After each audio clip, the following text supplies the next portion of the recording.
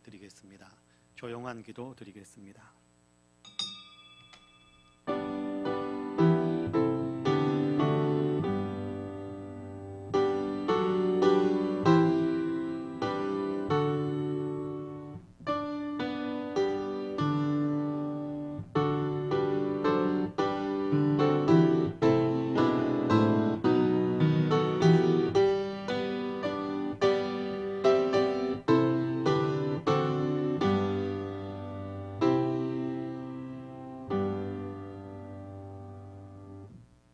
너희 목마른 자들아 물로 나아오라. 돈 없는 자도 오라. 너희는 와서 사 먹되 돈 없이 값 없이 와서 포도주와 젖을 사라. 그리하면 너희가 좋은 것을 먹을 것이며 너희 자신들이 기름진 것으로 즐거움을 얻으리라. 너희는 귀를 기울이고 내게로 나와 들으라. 그리하면 너희의 영혼이 살리라. 은혜로우신 하나님 감사합니다. 새해 두 번째 주일에 저희들로 하여금 주님께 예배할 수 있도록 마음을 주님께로 향하게 하시고 마음의 문을 활짝 열고 주님께 예배하며 찬양하며 주의 말씀에 귀를 기울일 수 있게 하심을 참으로 감사합니다. 오늘 우리가 드리는 예배를 향기롭게 흠양해 주옵시고 예배 가운데 주님 친히 임재하여 주시사 홀로 영광을 받아 주옵소서. 예배드리는 사랑하는 성도 심령을 하나님께서 권능으로 채우시고 성령으로 충만케 하여 주시사 하나님 세상을 이기며 승리하는 믿음의 사람들로 우뚝 설 수 있는 능력이 있게 하여 주옵소서. 감사드리며 예수님의 이름으로 기도하옵나이다. 아멘. 함께 일어나셔서 찬송가 3장으로 우리 주님을 찬양하시겠습니다.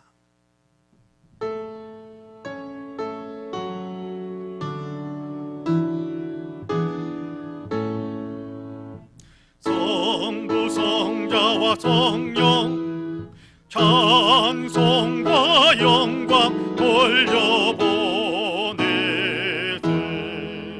태초로 지금까지 또 영원 무금토록 성삼위께 영광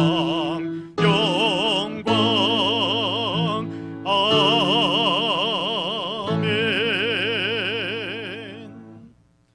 성시 교독은 교독문 67번입니다. 교독문 67번입니다.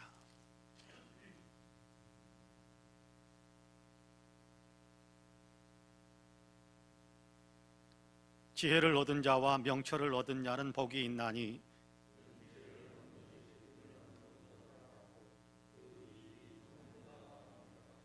지혜는 진주보다 귀하니 내가 사모하는 모든 것으로도 이에 비교할 수 없도다.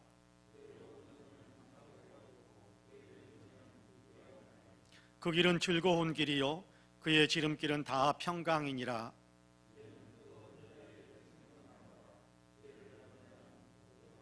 여호와께서는 지혜로 땅의 털을 놓으셨으며 명철로 하늘을 견고히 채우셨고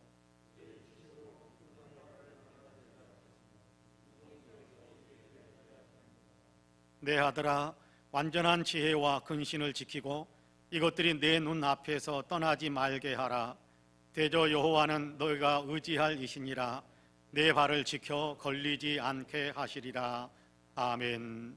주보에 있는 고백과 간구의 기도를 함께 드리겠습니다. 함께 기도합니다.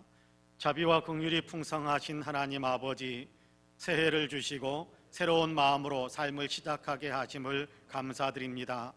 계획을 세우고 도전하는 모든 일들이 주님 안에서 아름다운 열매를 맺을 수 있게 하여 주시기를 원합니다. 그런데 혹시 우리는 세속의 욕망을 위해서는 많고 높은 계획을 세우면서도 영적인 삶을 위해서는 아무런 계획도 세우지 않고 있는 것은 아닌지 돌아보게 됩니다. 코로나에 감염되지 않기 위해 애쓰는 만큼 죄를 짓지 않으려고 애쓰고 있는지 돌아보면서 죄송한 마음을 금할 수가 없습니다. 사회적 거리두기 때문에 예배당에 나오지 못하면서 우리의 마음도 주님과 멀어져 있는 것은 아닌지 돌아봅니다. 오 주님, 저희를 불쌍히 여겨 주시옵소서. 우리의 마음이 주님과 가까워지기 위해 더욱 열심을 품을 수 있도록 도와주시옵소서. 아멘. 개인의 고백과 간구를 하나님께 드립니다.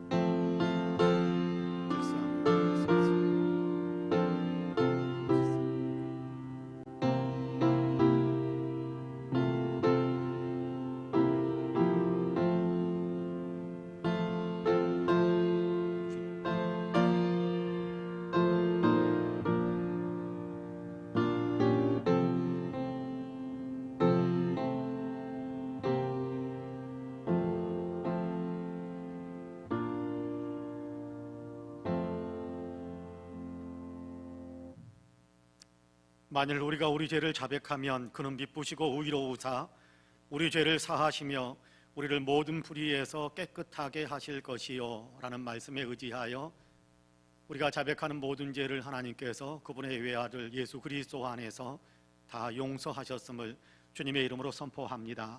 아멘. 신앙 고백하시겠습니다. 전능하사 천지를 만드신 하나님 아버지를 내가 믿사오며 그 외아들 우리 주 예수 그리스도를 믿사오니 이는 성령으로 잉태하사 동정녀 마리아에게 낳아지고 본디오 빌라도에게 고난을 받으사 십자가에 못 박혀 죽으시고 장사한 지 사흘 만에 죽은 자 가운데에서 다시 살아나시며 하늘에 오르사 전능하신 하나님 우편에 앉아 계시다가 저리로서 산자와 죽은 자를 심판하러 오시리라. 성령을 믿사오며 거룩한 공회와 성도가 서로 교통하는 것과 죄를 사하여 주시는 것과 몸이 다시 사는 것과 영원히 사는 것을 믿사옵나이다. 아멘. 다 함께 자리에 앉으셔서 찬송가 405장으로 우리 주님을 찬양하시겠습니다.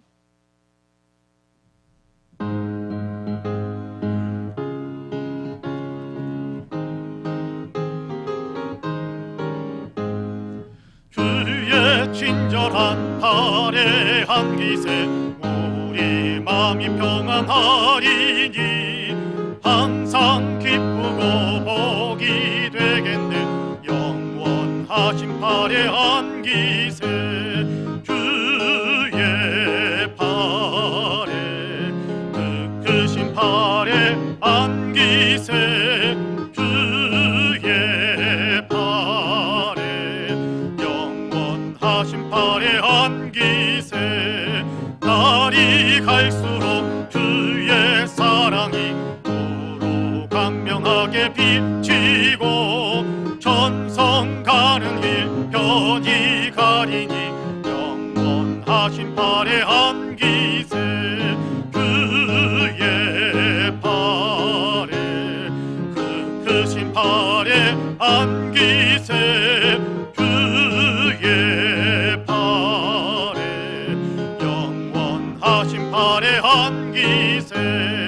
주의 보좌로 나아갈 때에 찬미 소리 외치고 겁과 두려움 없어지리니 영원하신 발에 안기세 주의 발에 그 크신 발에 안기세 주의 발에 영원하신 발에 안기세. 예배를 위해서 김윤식 장로님께서 기도하시겠습니다. 하고 복된 주일에 하나님께 택함받은 백성들이 주님의 몸된 정과 각 처소에서 감사와 기쁨으로 하나님께 예배드릴 수 있도록 은혜의 부르심을 감사드립니다. 오늘 오신 하나님, 희망찬 새해를 맞이하여 저희가 새로운 마음과 다짐으로 나가기를 원합니다. 이전의 습관과 타성에 안주하지 않고 오직 성령 충만함으로 주님을 향한 뜨거운 열정과 믿음으로 우리에게 주어진 사명의 헌신과 충성을 다하여 하나님께 영광 돌리게 하여 주시옵소서. 자비와 사랑에 무궁하신 하나님, 올 한 해 또한 우리의 허물과 죄악으로 인하여 하나님의 영광을 가리지 않도록 늘 깨어서 거룩하게 구별된 삶으로 항상 기뻐하고 쉬지 말고 기도하며 범사에 감사한 삶으로 우리 소망은 오직 주께 있음을 고백하며 담대히 나가게 하여 주시옵소서. 누구든지 그리스도 안에 있으면 새로운 피조물이라 이전 것은 지나갔으니 보라 새 것이 되었다고 하신 주님, 저희가 이전에 습관과 타성을 버리고 오직 껴있는 믿음으로 담대히 소망 가운데 나가게 하여 주시옵소서.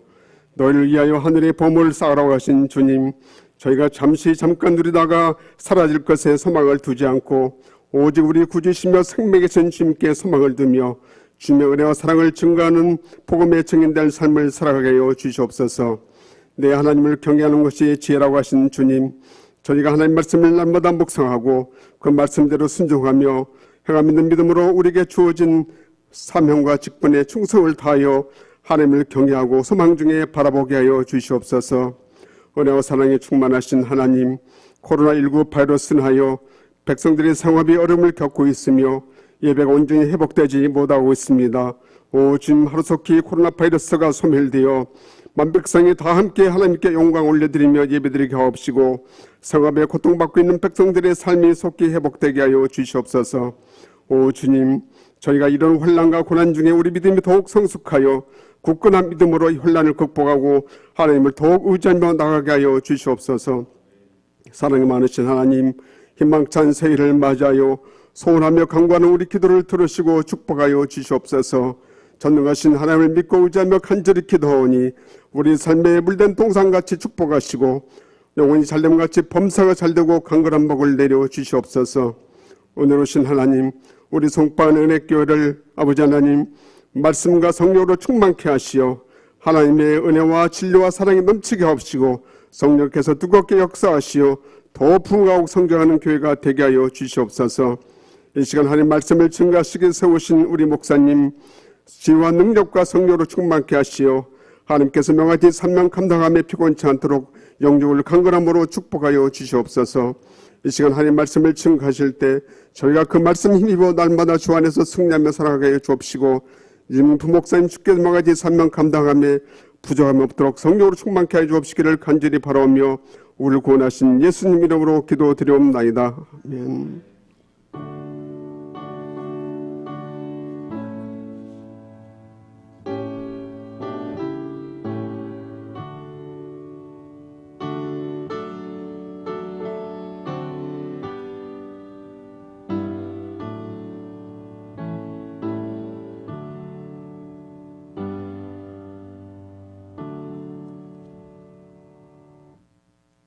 함께 일어나셔서 예물을 봉헌하시겠습니다. 모든 것이 주께로부터 왔으니 이 예물을 주께 드리나이다.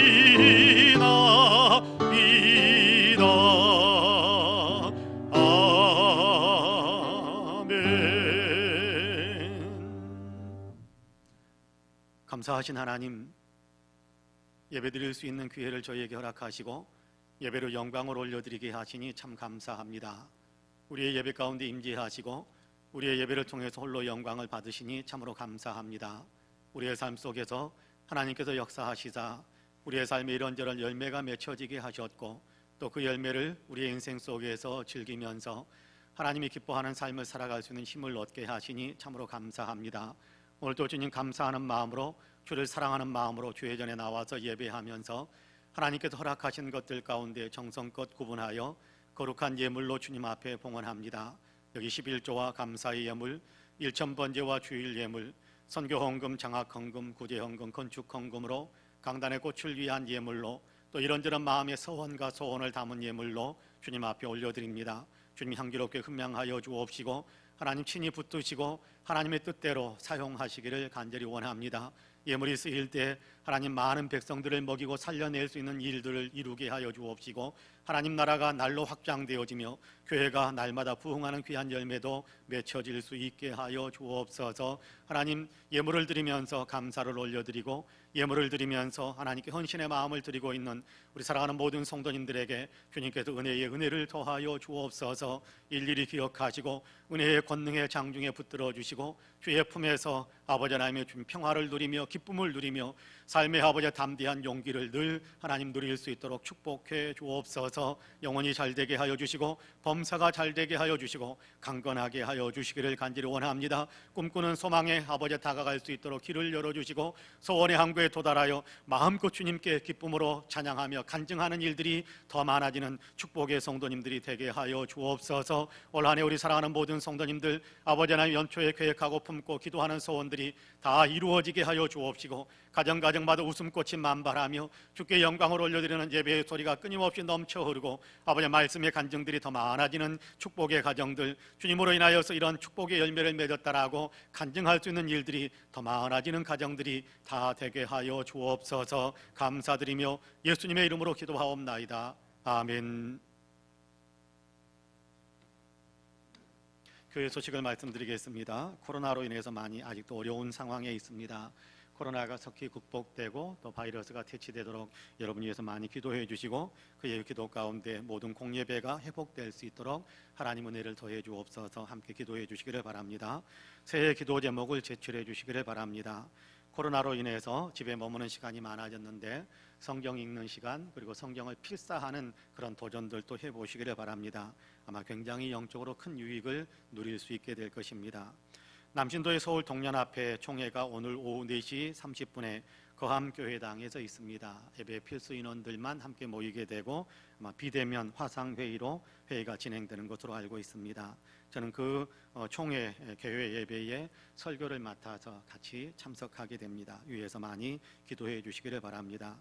이번 주 목요일에 14일에 총회 실행위원회가 화상회의로 진행이 됩니다. 저도 그 화상회의에 그룹별로 모여서 진행하는 그 화상회의에 참석하게 됩니다. 이번 주간에 생신 맞으신 분들이 있는데요. 최강진 성도님, 또 최정훈 청년, 전윤아 성도님, 그리고 이경욱 권사님, 김재훈 권사님이십니다. 여러분 축복의 박수 한번 이 시간에 같이 한번 하시기를 바랍니다.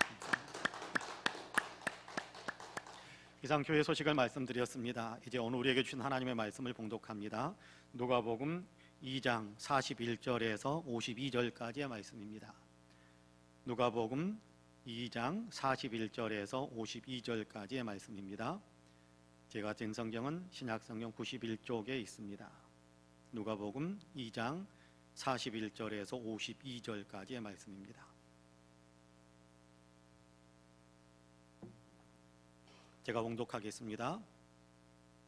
그의 부모가 해마다 유월절이 되면 예루살렘으로 가더니 예수께서 12살 되었을 때에 그들이 이 절기의 관례를 따라 올라갔다가 그 날들을 마치고 돌아갈 때에 아이 예수는 예루살렘에 머무셨더라. 그 부모는 이를 알지 못하고 동행 중에 있는 줄로 생각하고 하룻길을 간 후 친족과 아는 자 중에서 찾되 만나지 못하며 찾으면서 예루살렘에 돌아갔더니 사흘 후에 성전에서 만난즉 그가 선생들 중에 앉으사 그들에게 듣기도 하시며 묻기도 하시니 듣는 자가 다 그 지혜와 대답을 놀랍게 여기더라. 그의 부모가 보고 놀라며 그의 어머니는 이르되 아이야 어찌하여 우리에게 이렇게 하였느냐. 보라 네 아버지와 내가 근심하여 너를 찾았노라. 예수께서 이르시되 어찌하여 나를 찾으셨나이까. 내가 내 아버지 집에 있어야 될 줄을 알지 못하셨나이까 하시니 그 부모가 그가 하신 말씀을 깨닫지 못하더라.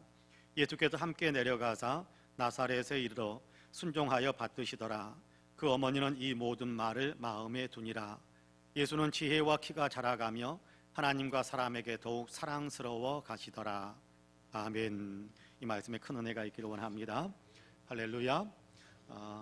우리 눈으로만 옆에 있는 분들과 인사 한번 합시다. 하나님이 당신을 참 사랑하십니다. 눈으로만 말 없는 인사.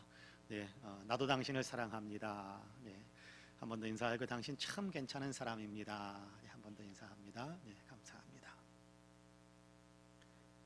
오늘 우리가 읽은 누가복음 2장의 말씀은 예수님의 소년 시절에 있었던 한 사건을 기록하고 있습니다. 예수님의 탄생에 대해서는 마태복음 그리고 누가복음에서 좀 심도 있게 우리에게 들려주고 있습니다. 그리고 예수님의 공생애에 대해서는 마태, 마가, 누가, 요한 4개의 복음서에서 공이 아주 많은 이야기를 우리에게 들려줍니다. 그럼에도 예수님의 소년 시절에 대해서는 성경은 자세히 기록하고 있지 않아요. 예수님의 유년 또는 소년 시절이 중요하지 않아서 그런 것은 아닙니다. 복음서는 예수님의 전기를 기록하고 있는 것은 아니거든요. 복음서는 예수님의 전기를 기록하는 데 목적이 있지 않습니다. 복음서는 믿음의 주님이신 예수님이 어떤 분이시고 우리가 예수님을 어떤 분으로 믿어야 되는가라는 것에도 초점을 맞추어서 기록하고 있습니다. 그러니까 예수님의 공생애, 그것도 십자가를 중심으로 예수님에 대해서 말씀을 들려주는 것에 더 집중하고 있습니다. 때문에 상대적으로 예수님의 소년 시절에 대한 기록이 우리 가운데 많이 있지 않는 것이 사실입니다.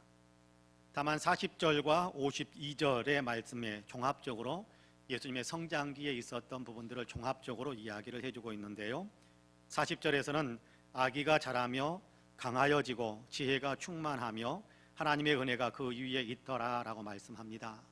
아기가 자라며 라는 말씀으로 시작하는 것으로 보아서 예수님의 유아 시절 또는 유년 시절에 성장하는 모습을 함께 함축적으로 정리해서 이야기해 주는 말씀이다라고 생각할 수 있게 됩니다. 그리고 52절에서는 예수는 지혜와 키가 자라가며 하나님과 사람에게 더 사랑스러워 가시더라라고 말씀하시는 것으로 보아서 유년기를 지나서 또 소년기를 지나고 또 청소년기에 성장하는 그런 모습을 이렇게 종합적으로 정리해서 우리에게 들려주고 있는 것이다라는 생각을 하게 됩니다. 하나님이신 분이 육신을 입고 아기로 세상에 태어나셨습니다. 사람으로 오셨기 때문에 사람들의 성장 과정을 예수님도 같이 거쳐갔다라는 사실을 가르쳐주고 있지요. 그 가운데 우리가 읽은 본문은 예수님께서 12살 때에 있었던 한 사건을 우리에게 들려주고 있습니다. 부모님을 따라서 유월절을 지키기 위해 예루살렘에 올라갔습니다.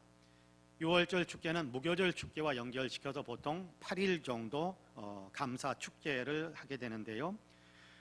감사 축제를 마치고 유월절 감사 축제를 마치고 다시 갈릴리 나사렛 동네로 돌아가는 과정에서 사고가 있었습니다. 같은 동네 사람들끼리 3355 모여서 남자는 남자들대로 여자는 여자들대로 이야기 꽃을 피우면서 그러면서 귀향길에 올랐을 겁니다. 동행한 자녀들은 그러면 때로는 아빠 편이 있는 남자들 모임 그룹 속에 같이 뛰어들어갔다가 때로는 엄마들 모임 있는 여성들의 그룹 속에 같이 뛰어갔다가 이쪽 저쪽 뛰어다니면서 바쁘게 부모님들과 함께 길을 걷곤 했을 겁니다.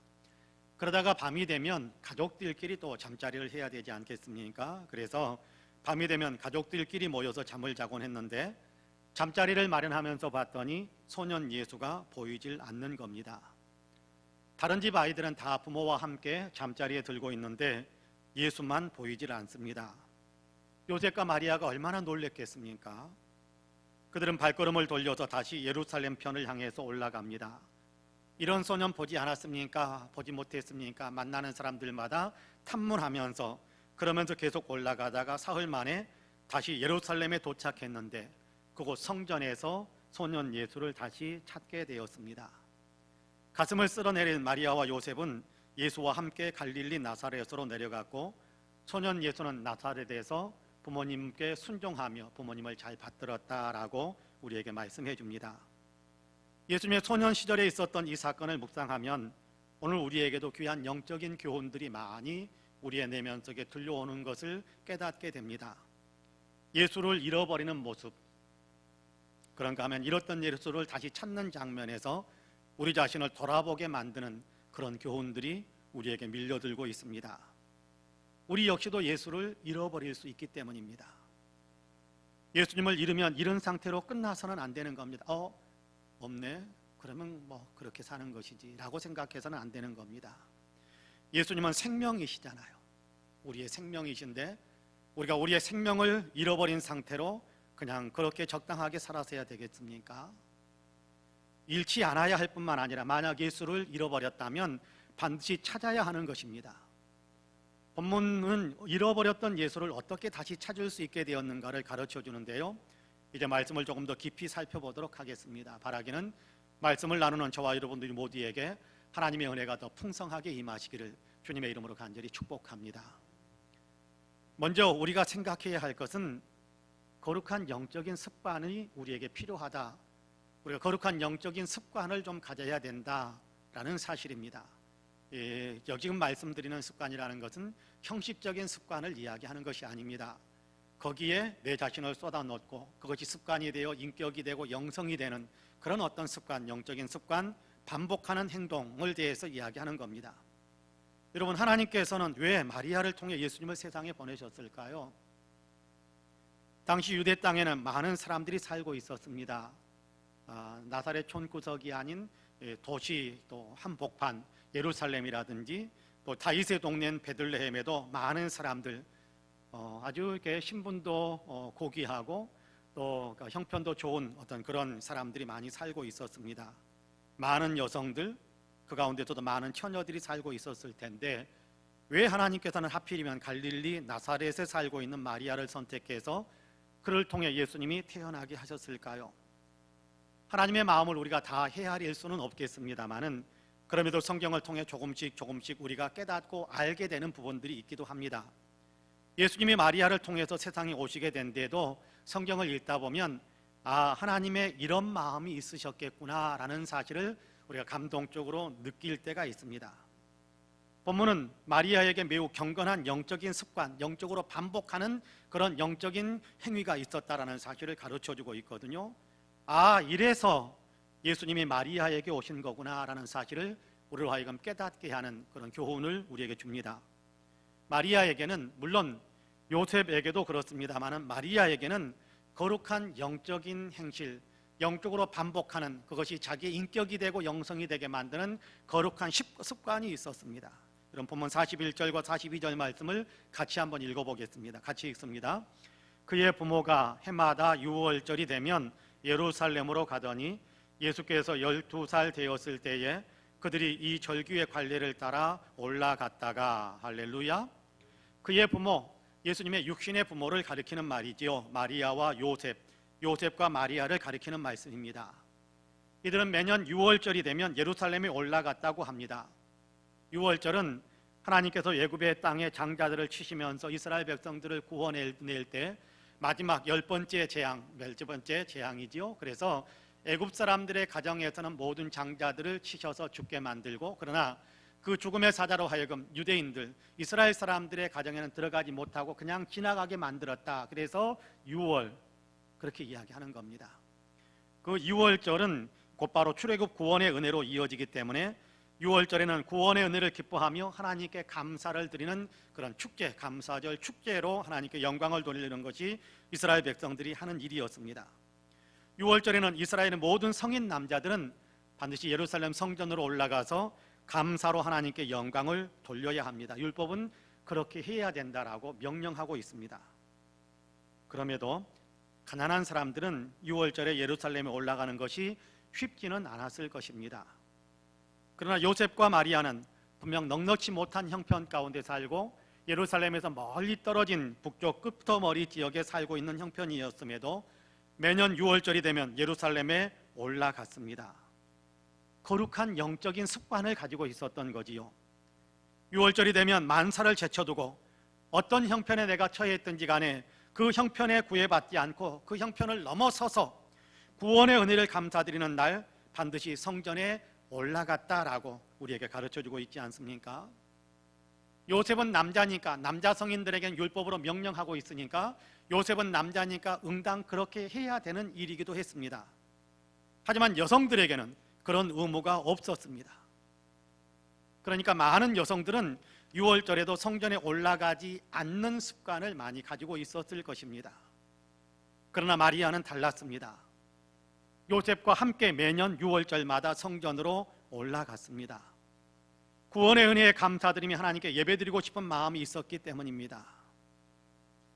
의무가 없는데도 불구하고, 의무로 그렇게 묶어놓지 않았음에도 불구하고 자발적으로 구원의 은혜에 감사하면서 영광을 돌리고 싶어하는 그런 마음이 있어서 함께 매년 유월절이면, 감사드리는 날이면 그 감사절 축제, 감사절 예배를 드리기 위해 예루살렘 성전으로 올라가는 것이 마리아가 가지고 있었던 거룩한 영적인 습관이었던 겁니다.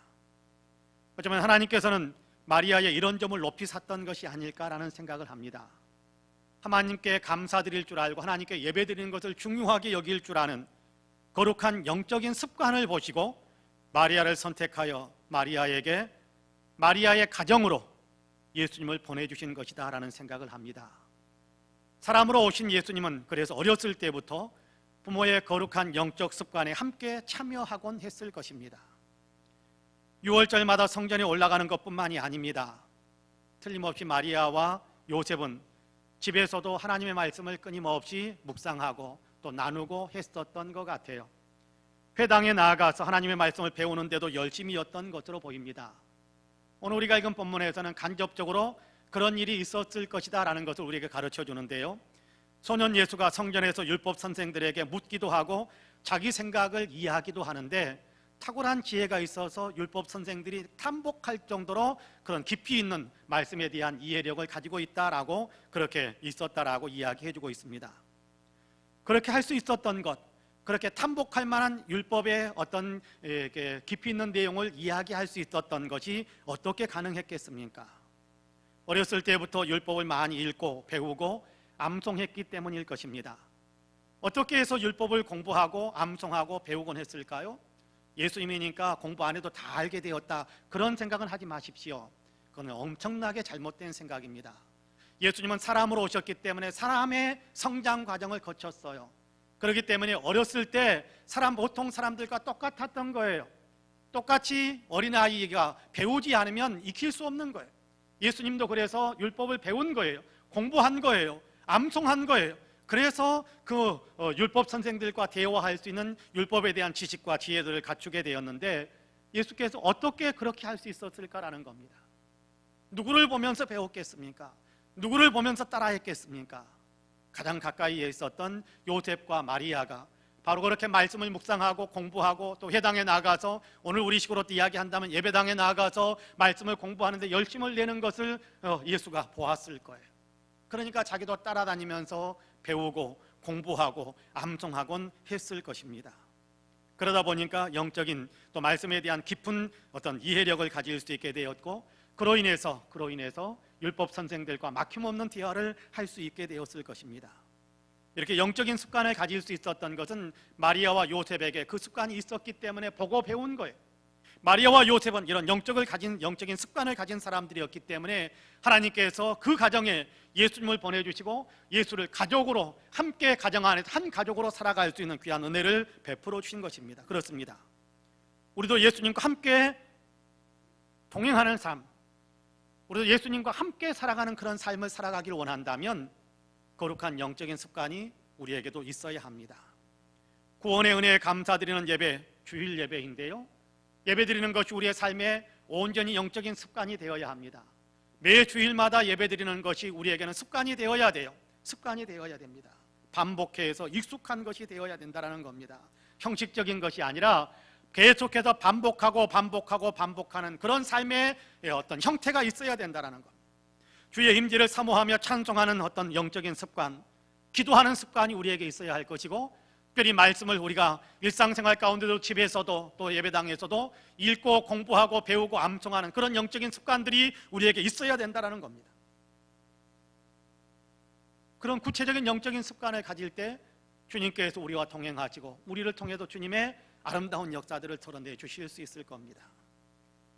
구세군의 창시자 윌리엄 부스는 그의 인생에 20살 때에 놀라운 분기점을 가졌다라고 그의 전기를 쓰는 사람들은 이야기합니다.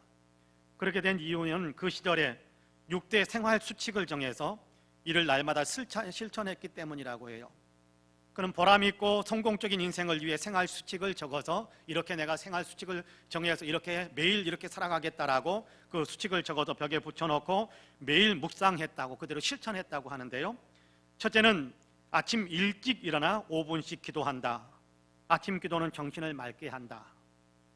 둘째는 불필요한 잡담을 금한다. 말이 많은 사람은 적도 많이 생긴다. 셋째, 겸손한 태도와 열정적인 행동, 진실한 대화의 자세를 갖는다. 넷째, 매일 성경을 4장씩 묵상한다. 성경은 영혼을 살찌우는 자양분이기 때문이다. 다섯째, 하나님께 나의 인생을 의탁한다. 의지할 구석이 있는 사람은 매사에 너그러울 수 있다. 여섯째, 이 생활 수칙을 하루에 2번 이상 큰 소리로 외친다. 이것을 자기의 삶의 습관이 되게 만들었어요. 매일 그렇게 살아가는 겁니다. 이 습관을 통해 부스는 주님과 함께 동행할 수 있었고, 그로 인해 영향력 있는 사람으로 후세 오늘날까지도 수많은 사람들에게 칭송을 받고 있는 것이 사실입니다. 우리도 영적 습관을 만들어야 합니다. 어쩌다 생각나면 한번, 생각 안 나면 말고, 그런 것이 아니라 매일 규칙적으로 반복하는 그런 어떤 삶의 태도가 우리에게 있어야 된다는 겁니다. 주님을 모셔드리기 위한 영적 습관, 주님과 함께 살아가기 위해 그렇게 우리의 삶을 주님과 동행하는 삶을 살아가는 그런 은혜로 채우는 영적 습관의 그릇을 잘 빚어가야 한다는 겁니다. 반복적으로 매일 규칙적으로 기도하는 습관을 만들고, 말씀을 묵상하는 습관을 만들고, 규칙적으로 예배하는 그런 어떤 삶의 어떤 분명한 태도를 갖고 말씀을 실천하는 삶을 매일매일 반복하는 그런 습관이 우리에게 있어야 된다는 거예요. 매일매일 실천하다 보면 그것이 습관이 되고 그것이 인격이 되고 그것이 우리의 영성이 되는 겁니다. 습관이 영성인 거예요. 영성은 딴 데 있는 것이 아니에요. 규칙적으로 반복해서 하다 보면 그것이 나의 영성이 되는 거예요. 영성은 규칙, 습관은 영성이라고 많은 영성학자들은 우리에게 이야기를 들려줍니다. 바라기는 저와 여러분 우리 모두는 영적인 습관을 잘 만들어서 아름다운 영성의 사람으로 주님과 동행하는 삶을 살아가시기를 주님의 이름으로 간절히 축복합니다. 둘째로 성전에서 예수를 다시 찾았다라는 사실을 우리가 분명히 기억해야 됩니다. 잃었던 예수를 성전에서 찾았다. 성경은 그렇게 우리에게 가르쳐주고 있습니다. 8일간의 유월절 감사축제를 마치고 나면 사람들은 각각 자기의 집으로 돌아가지요. 이 돌아가는 과정에서 요셉과 마리아는 소년 예수를 잃어버렸습니다. 여러분 43절에서 50절까지의 말씀을 같이 한번 읽어볼까요? 43절에서 50절까지 같이 읽습니다. 시작. 그 날들을 마치고 돌아갈 때에 아이 예수는 예루살렘에 머무셨더라. 그 부모는 이를 알지 못하고 동행 중에 있는 줄로 생각하고 하룻길을 간 후 친족과 아는 자 중에서 찾되 만나지 못하며 찾으면서 예루살렘에 올라갔더니 그 사흘 후에 성전에서 만난즉 그가 선생들 중에 앉으사 그들에게 듣기도 하시며 묻기도 하시니 듣는 자가 다 그 지혜와 대답을 놀랍게 여기더라. 그의 부모가 보고 놀라며 그의 어머니는 이르되 아이야 어찌하여 우리에게 이렇게 하였느냐. 보라 네 아버지와 내가 근심하여 너를 찾았노라. 예수께서 이르시되 어찌하여 나를 찾으셨나이까. 내가 내 아버지 집에 있어야 될 줄을 알지 못하셨나이까 하시니 그 부모가 그가 하신 말씀을 깨닫지 못하더라. 할렐루야. 소년 예수는 예루살렘에 그냥 머물러 있었답니다. 근데 그 부모는 당연히 우리와 함께 하고 있겠지라고 생각하고 그렇게 생각하고 동행 중에 있는 줄로 생각하고 그냥 확인도 하지 않은 채 그냥 고향 땅을 향해서 집을 향해서 내려가기 시작했다는 겁니다. 하룻길을 내려가 밤이 되어 예수를 찾는데 안 보입니다. 난리가 났습니다. 어디에서 잊어버렸을까? 발걸음을 돌려 탐문하면서 올라가다 보니 예루살렘 성전까지 이르게 됩니다. 여러분 잃었으면 찾아야 됩니다. 예수님을 잃어버렸는데도 찾지도 않는다면 이것은 심각한 문제입니다. 예수님을 잃어버렸는데 잃어버린 사실조차도 인식하지 못하고 있다면 이것은 더 심각한 문제입니다. 주님이 느껴지지도 않는데 주님의 임재가 느껴지지도 않는데 주님께서 나와 함께 하신다라는 사실을 한 번도 생각하지도 않고 살아가는데 주님으로 인한 기쁨이 내게는 전혀 없는데 아무렇지도 않게 살아간다면 이건 심각한 문제. 하루에 한 번 주님도 생각하지 않고 주님이 기억도 안 나는데 그렇게 그러면서도 하루에 점검해봐 하루의 일과를 점검해보면서 오늘 나는 한 번도 예수님을 생각해보지도 못했네 라는 사실을 발견하지 못한다면 심각한 문제. 한 번도 생각하지 못했던 것도 심각한 문제. 정말 나는 예수님과 함께 동행하고 있는지 정말 예수님이 나와 함께 계시는지 날마다 순간마다 점검할 수 있어야 합니다. 내가 진짜 믿음의 사람인지를 늘 점검해야 하는 겁니다. 주님을 잃었다면 주님이 느껴지지 않는다면 찾아야 돼요. 회복해야 돼요. 믿음을 잃었다면 속히 다시 믿음을 찾아야 되겠지요. 마리아와 요셉은 잃어버린 예수를 찾아 나섰습니다. 그리고 마침내 성전에서 예수를 찾습니다. 반갑기도 했지만 못내 속상한 마음에 대뜸 야단을 치는 것 같은 이야기를 하지요. 왜 이렇게 했느냐? 우리가 얼마나 근심했는지 아느냐? 이 말을 가만히 한번 생각해 봅니다. 이거 너를 혼자 이렇게 남겨두고 우리끼리 내려갔다니 너를 이렇게 챙기지 못했다니 우리 잘못이구나 정말 미안하다라는 그런 의미는 아니죠. 대신에 네가 왜 우리에게 이렇게 했냐? 우리에게 이럴 수 있냐? 라는 얘기죠. 그런 의미 아닙니까?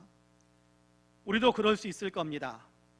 주님을 잃어버렸을 때, 믿음을 잃어버렸을 때, 기쁨도 주님의 임재도 전혀 느끼지 못하고 있을 때 우리는 그런 생각을 불쑥 하게 될지도 몰라요.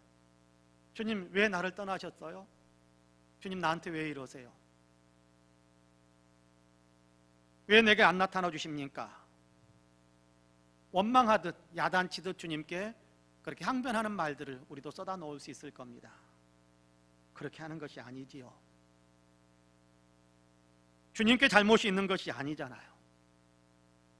사실은 우리가 잘못해서 주님을 잃고 우리가 잘못해서 믿음을 잃는 경우가 허다하지 않습니까? 아니 주님을 잃고 감동도 잃고 임재의 감격도 잃고 믿음도 잃는 그런 상황일 때는 100% 우리에게 문제가 있는 것이 사실 아닙니까? 그렇다면 주님, 제가 부주의해서 주님을 잃었습니다. 주님, 제가 다른 데 정신이 팔려서 주님을 놓쳤습니다. 주님, 제가 다른 것만 바라보다가 주님께 초점을 맞추지 못했습니다. 내 생각만 하다가 주님 생각을 하지 못했습니다. 주님, 제 인재를 잃었습니다. 주님을 놓치고 말았습니다. 이제라도 주님을 찾기를 원합니다. 라는 것이 우리의 진심, 우리의 고백이 되어야 올바른 것이 되지 않을까 생각합니다. 주님을 잃은 것은, 믿음을 잃게 되는 것은 주님 때문이 아니라 우리에게 원인이 있음을 인정해야 되겠지요.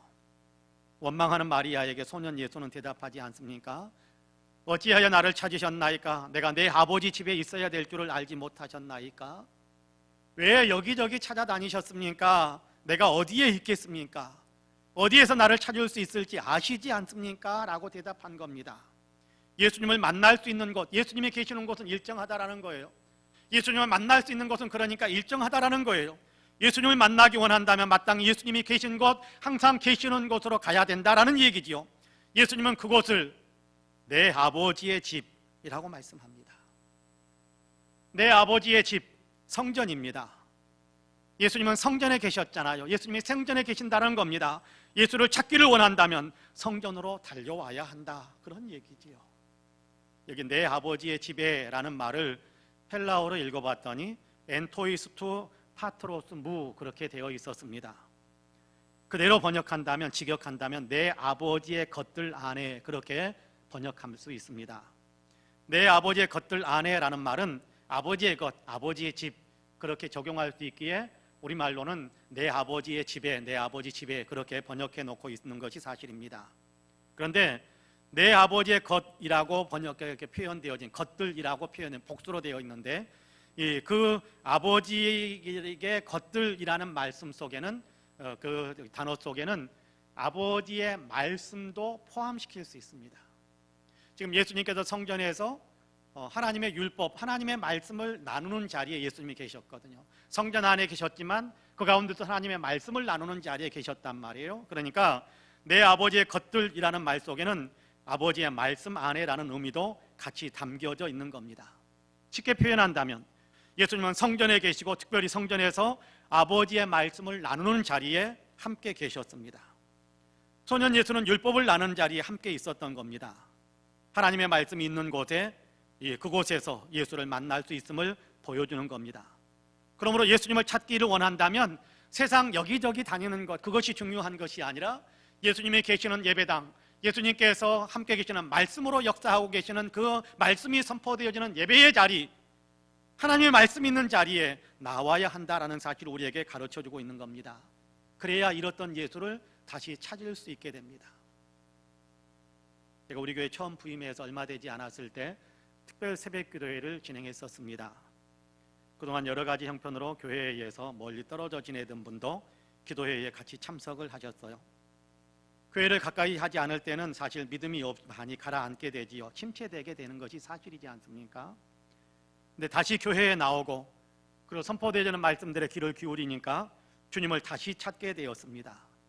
이전보다 더 뜨겁게 주님을 만나게 됩니다. 얼마나 뜨겁게 주님을 만났는지 그 특별 새벽교대의 감동을 지금도 종종 저에게 말씀해 주시곤 합니다.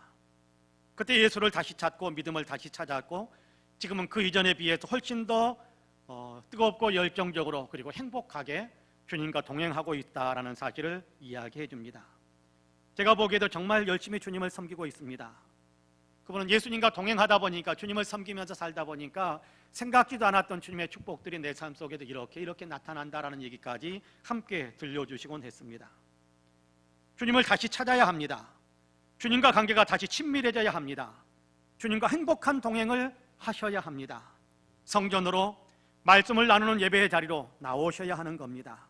믿어질 때까지 기다리겠다, 믿어질 때까지 기다린다면 세상 밖에서 성전 밖에서 주님이 계시지 않는 곳에서, 주님을 만나는 그런 통로가 아닌 곳에서 믿어질 때까지 기다린다고 아무리 기다려봐야 믿음이 오지 않습니다.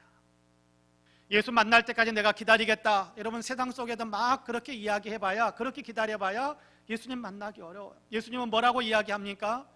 내 아버지 집에 말씀을 나누는 자리에 여기에 내가 있는데 나를 찾기를 원한다면 이곳에 오셨어야 정상이 아닙니까? 이것을 우선적으로 생각해야 되는 것이 맞지 않습니까? 라고 이야기하고 있지 않습니까?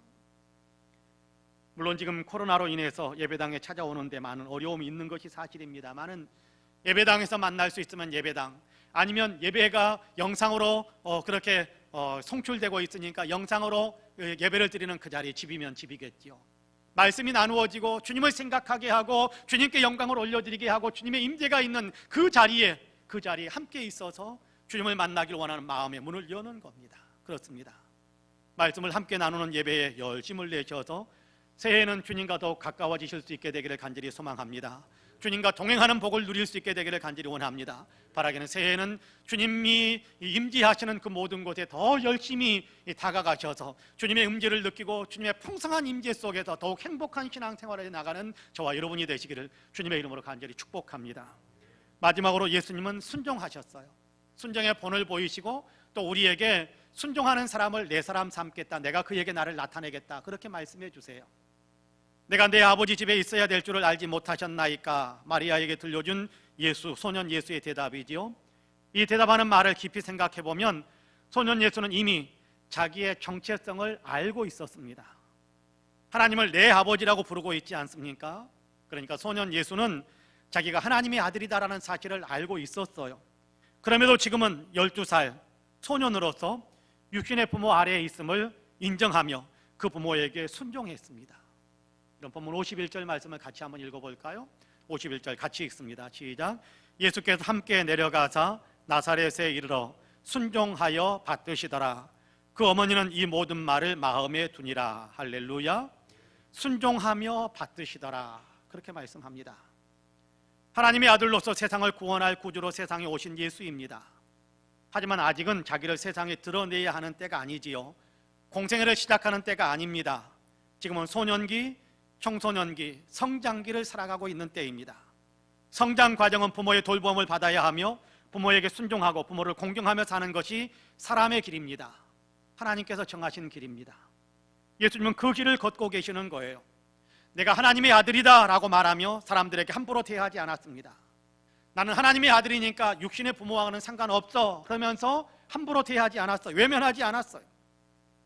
나는 하나님의 아들이다라는 분명한 자기 정체성을 갖고 있었지만 그럼에도 불구하고 하나님께서 이 땅에 육신의 부모로 마리아와 요셉을 두셨다라는 사실을 인정하고 마리아와 요셉에게 순종하며 그분들을 받들어 섬기는 삶을 살았다라고 이야기하는 겁니다. 예수님은 친히 순종의 모범을 보여주셨을 뿐만 아니라 또한 자기에게 순종하는 사람들의 주님이 되신다, 구원의 주님이 되신다라는 사실을 성경은 가르쳐줍니다. 히브리서 5장 8절과 9절을 보면 그가 예수님이지요, 그가 아들이시면서도 받으신 고난으로 순종함을 배워서 온전하게 되셨은즉 자기에게 순종하는 모든 자에게 영원한 구원의 근본이 되신다, 근원이 되신다라고 이야기합니다. 예수님은 극심한 고난 가운데서도 순종하셨어요. 십자가를 지시기까지 순종하셨어요. 예수님은 그 순종을 통해 모든 사람들의 구원자가 되셨다라고 이야기합니다. 십자가를 통해서 모든 사람을 구원하는 구원자가 되셨습니다. 그러면서 예수님께 순종하는 사람을 예수님은 또한 구원하신다라고 말씀하지요. 예수님께 순종하는 것은 예수님을 믿는 것을 가리키는 말입니다. 성경은 그래서 믿는다라는 말과 순종한다라는 말을 동의어로 항상 같이 같은 의미로 사용하곤 합니다. 예수님은 자기가 순종하셨듯이 자기에게 순종하는 사람을 자기 사람으로 삼으시고 그 순종하는 사람들을 구원하시고 그 순종하는 사람들에게 자기를 나타내신다, 그렇게 말씀하기도 하세요. 요한복음 14장 21절을 보면 이렇게 말씀합니다. 나의 계명을 지키는 자라야 나를 사랑하는 자니 나를 사랑하는 자는 내 아버지께 사랑을 받을 것이요 나도 그를 사랑하여 그에게 나를 나타내리라, 그렇게 말씀하세요. 그에게 나를 나타내리라. 어떤 사람에게요? 예수님의 계명을 지키는 사람에게, 다시 말해 예수님의 말씀에 순종하는 사람에게 예수님은 자기를 나타내 주신대요. 예수님을 체험하게 하신대요. 예수님이 만나 주신대요. 예수님을 경험하게 하신대요. 예수님이 하시는 일들을 맛보게 하신대요. 예수님이 어떤 능력이고 어떤 분이시고 예수님을 우리가 예모돼야 되고 이 사실들을 알게 해주시는 그 은혜를 베풀어 주신다라는 것, 그 은혜를 더해 주신다라는 겁니다. 밤새도록 그물질을 했지만 아무것도 잡지 못한 베드로입니다. 너무 지치고 서러웠을 것 같아요. 열심히 일했는데 허탕치면 서럽잖아요. 분하기도 하고. 그물을 씻고 정리하는데 이제 기슭에다 육지 가까이에다가 대고 그물을 정리하고 씻고 이제 들어가려고 하는데 갑자기 한 남자가 자기 배에 올랐습니다. 그러면서 육지에서 조금만 좀 떨어져 있어, 조금만 좀 띄워달라고 부탁합니다. 그분이 예수님이라는 사실을 나중에 베드로는 알게 됩니다만은 처음에는 몰랐습니다. 그래도 부탁하신 대로 배를 조금 띄웠습니다. 예수님은 배에서 조금 떨어진 배에서 육지 쪽에 서 있는 사람들을 향해 몸을 틀고 그 사람들에게 하나님 나라의 비밀을, 천국에 대한 놀라운 이 말씀들을 계속해서 선포해 주셨습니다. 열심히 말씀을 전하셨어요. 고기잡이 일을 마치고 또 그물도 씻었으니까 베드로는 들어가서 쉬어야 되는데 예수님이 자기 배에 서서 사람들에게 열심히 말씀하시니까 좀 이렇게 베드로는 당황스럽기도 하고 황당하기도 했을 거예요. 빨리 내려주셔야 나 들어가서 쉬는데, 그런 생각이 있었지 않겠습니까? 근데 그는 예수님께서 말씀하실 때까지 계속해서 기다려 주었습니다. 예수님께서 말씀을 마치신 후에 베드로에게 대뜸 깊은 데로 가서 그물을 내려라, 그렇게 말씀하십니다. 깊은 데로 가서 그물을 내려라. 깊은 데로 가서 그물을 내려서는 안 되는 이유가 베드로에게는 수도 없이 많았습니다. 오늘 일과 끝났습니다. 그물 다시 써서 정리했습니다. 이제 쉬어야 됩니다. 낮에는 물고기 안 잡히는 겁니다. 깊은 데는 그물을 내려봐야 아무 소용이 없습니다. 고기잡이는 선생님 전공이 아니라 제 전공입니다. 등등 셀 수 없이 많은 이유가 있었습니다. 깊은 데로 가서 그물을 내려야 되는 이유는 딱 하나예요. 사실 그 이유는 외면할 수도 있는 이유입니다. 그냥 선생님이 이야기하셨으니까. 그 이유 하나 외에는 오늘 지금 다시 들어가서 깊은 데로 들어가서 배를 몰고 가가지고 그물을 내려야 될 이유가 하나도 없어요. 훨씬 더 많은 깊은 데로 가서 그물을 내리지 않아야 될 이유들을 베드로는 가지고 있어요. 근데 자기 이유들을 내려놓고 그럼 베드로는 그렇게 고백을 하지요. 선생님, 우리들이 밤이 새도록 수고하였으되 잡은 것이 없지만은 말씀에 의지하여 내가 그물을 내리리이다. 선생님 그렇게 말씀하셔서 제가 순종하겠습니다. 그물을 내렸습니다. 순종한 거지요. 놀랍게도 배 한 척만이 아닌 배 두 척을 가득 채울 정도로 많은 물고기가 잡혔습니다. 있을 수 없는 일입니다. 물고기 잡이의 상식에 있어서는 결코 있을 수 없는 일입니다. 있을 수 없는 일이 만들어졌습니다. 이유는 딱 하나뿐입니다. 예수님 말씀에 순종했더니, 예수님께 순종했더니 놀라운 일이 만들어진 겁니다. 순종의 본을 보이신 예수님을 따라 예수님께 순종했더니 예수님이 어떤 분이신지를 확실하게 알게 되는 놀라운 영적인 체험을 하게 되는 거지요. 그래서 베드로는 곧바로 나는 죄인입니다 라고 고백합니다. 그렇습니다. 예수님이 우리와 함께 하셔서 자기를 나타내 주시기를 원한다면, 예수님이 우리와 함께 하셔서 우리에게 예수님의 능력을 나타내 주시고 예수님의 진면목을 보여주시기를 원한다면 순종하셔야 합니다. 내 마음대로 내가 원하는 대로 살면서 예수님 내게 나타나 주십시오라고 요구해봐야 허탕입니다. 주님은 순종하는 사람에게 자기를 나타내 주신다라고 분명하게 선포하십니다. 그렇습니다. 올해에는 순종하는 삶을 사셔서 주님을 많이 맛보시는 성도님들이 되시기를 축복합니다. 사랑하는 성도 여러분, 주님을 잃어버리지 마시기 바랍니다. 믿음을 잃어서는 안 됩니다. 믿음을 결코 잊지 마시기를 바랍니다. 날마다 내 영적 상태가 어떤지를 점검하셔야 됩니다. 그냥 그럴 것이다라는 내 생각대로만 살지 마시고 내가 진실로 예수님을 믿고 또 내 안에 예수님을 모시고 살아가는지 점검하셔야 됩니다. 예수님이 주시는 감동을, 성령이 주시는 은혜의 감동들을 내가 이렇게 느끼면서, 그리고 내가 믿음대로 주님을 이렇게 동행하면서 그렇게 살고 있는지를 스스로 점검해 볼 필요가 있다는 겁니다. 그렇게 점검하면서 우리가 조금이라도 이탈했거나 우리가 조금이라도 느슨해졌으면 다시 영적인 허리띠를 조이는 일들, 신발끈을 조이는 일들이 우리에게 필요하겠죠. 그런데 만약 주님을 잃어버리는 일들이 발생한다면, 믿음을 잃어버리는 일들이 종종 발생할 수 있는데, 그런 일들이 발생한다면 내 인생의 모든 것들은 다 뒤로 제쳐놓고 주님을 찾고 믿음을 회복하는데 전력해야 됩니다. 마리아와 요셉은 분명 자기의 집으로 나사렛으로 내려가야 되는 상황입니다. 동행하고 있는 사람들 그냥 이렇게 내려가고 있는 길 같이 합류해서 가야 되는 상황입니다. 그런데 그 길 포기했습니다. 예수를 찾기 위해서. 그래서 거꾸로 역류해서 올라옵니다. 우리에게도 그런 삶이 필요하다라는 거예요. 이렇다면 내가 가고자 하는 인생, 이거 바쁘니까 이것 먼저 다 하고 나중에 찾지, 그런 것이 아니라, 이렇다면, 예수님을 잃고 믿음을 잃었다면 하던 일들에 대한 중심의 초점들을 내려놓고 예수 찾는데, 믿음 찾는데 우리 인생의 중심의 초점을 맞출 수 있어야 된다는 겁니다. 그래서 마침내 믿음을 회복하고 예수님을 다시 찾아야 할 것입니다. 여러분, 거룩한 영적인 습관들을 만드시기를 바랍니다. 예배하면서 성전을 찾고 성전에 나와서 예배하면서 말씀을 듣는 영적인 습관들을 가지시기를 바랍니다. 순종하는 자에게 주님이 주님의 능력들을 나타내신다고 하셨는데, 순종이 우리의 영적인 삶의 반복적인 습관적인 영성이 될 수 있게 되기를 원합니다. 그러면 오늘도 우리는 올 한 해도 주님의 은혜를 더 풍성하게 누리면서 주님과 동행하는 아름다운 삶을 살 수 있을 것입니다. 잠시 걱정했었지만 예루살렘에서 다시 예수를 찾고 손을 잡고 마리아와 요셉이 어쩌면 가운데 소년 예수를 두고 양쪽에 손을 잡고 혼자 상상해 보는 겁니다. 그러면서 갈릴리 나사렛 동네로 내려갈 때 걱정하며 근심했던 것과는 전혀 다르게 그들은 휘파람을 불면서 행복하게 내려가지 않았겠습니까? 주님을 찾으면 행복해집니다. 신바람 납니다. 바로 그런 삶을 우리 모두가 살아갈 수 있게 되기를 주님의 이름으로 간절히 축복합니다. 아멘. 기도하겠습니다. 은혜로우신 하나님 감사합니다. 오늘도 우리를 사랑하셔서 예배하는 자리에 서게 하심을 감사합니다. 주님, 우리를 구원하신 그 놀라운 구원의 은총을 생각하면서 주일이면 어김없이 예배드릴 수 있는 거룩한 영적인 습관을, 아름다운 영성을 우리가 갖출 수 있게 하심을 감사합니다.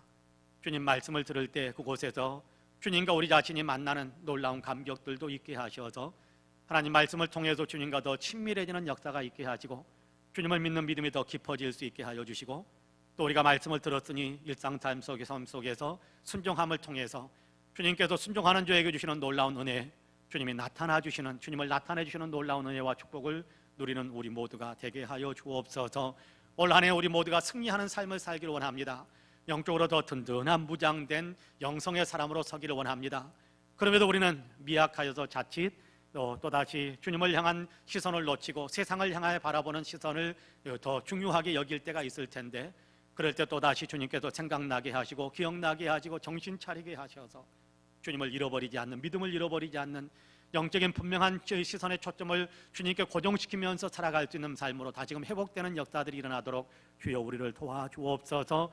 우리의 일생 다가도록 우리가 주님 손 잡고 걸어가는, 주님과 동행하는 사람들이 되게 하여 주옵소서. 예수님의 이름으로 기도합니다. 아멘. 함께 일어나셔서 찬송가 314장으로 우리 주님을 찬양하시겠습니다.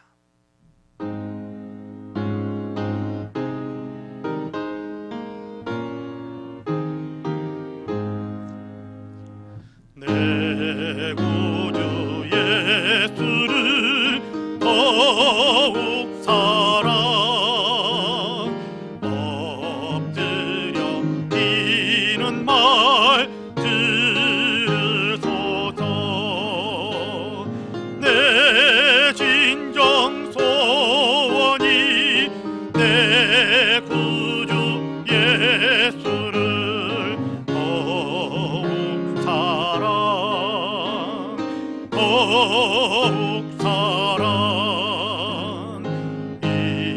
이전엔 세상 나 기뻤어도 지금 내 기쁨은 오직 예수. 다만 내 비는 말 내 구주 예수를 더욱 사랑.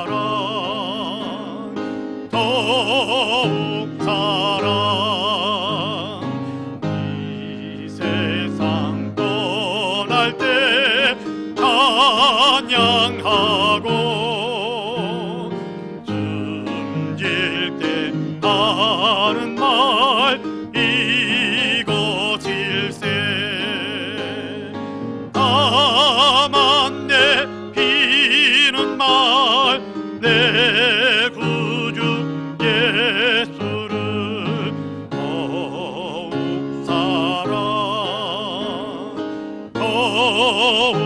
사랑. 아멘.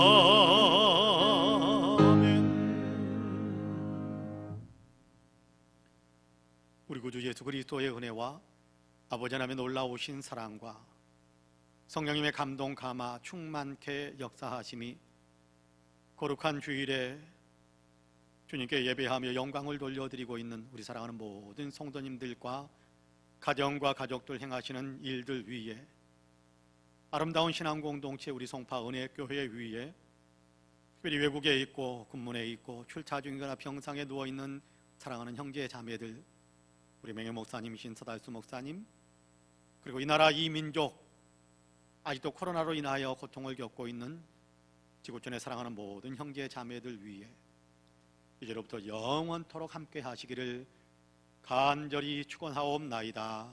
아멘.